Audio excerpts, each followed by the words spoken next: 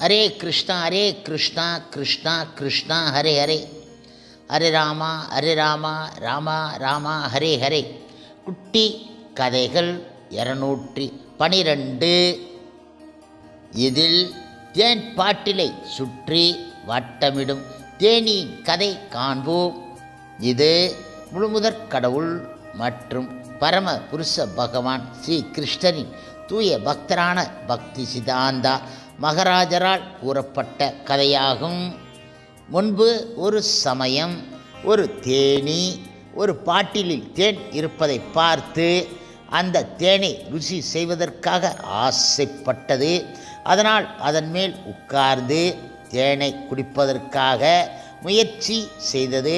பாட்டிலில் உள்ள தேன் மூடி வைக்கப்பட்டு இருந்தது. இது அந்த மூடத்தேனிக்கு தெரிய கிடையாது.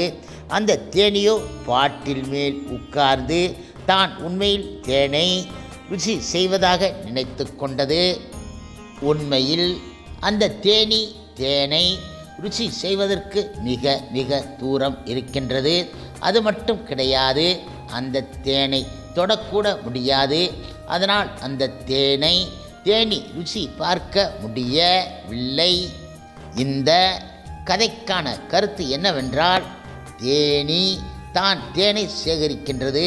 ஆனால் அந்த தேன் ஒரு பாட்டிலில் மூடப்பட்டு இருந்தால் அதே தேனி அந்த தேனை ருசி பார்க்க முடியாது என எளிய கருத்தை கூறினார். அதாவது ஆன்மீக வஸ்துவை ஜட வஸ்து மூலம் புரிந்து கொள்ள முடியாது. இதுதான் வேத புராண சாரம் என சைத்தன்ய மகாபிரபு கூறிய கருத்தை பக்தி சிதாந்தா மகாராஜ் மிக எளிமையுடன் நயம்பட கூறியிருக்கின்றார். இந்த பௌதிக உலகில் சிலர் தாம் பிரேம ரசபாவத்தை கண்டவர் போலவும் உண்டவர் போலவும் பேசுகின்றார்கள். ஆனால் அவர்களுக்கு உண்மை தெரிய கிடையாது. எனவே தேன்பாட்டில் கண்டு தேன் குடிக்க தத்தளிக்கும் தேனியின் கதை போன்றது இது ஆகும். ஹரே கிருஷ்ணா கிருஷ்ணா கிருஷ்ணா ஹரே ஹரே, ஹரே ராமா ராமா ராமா ஹரே ஹரே. சில பிரபுபாதரின் சேவையில் இஸ்கான் பக்தர்கள்.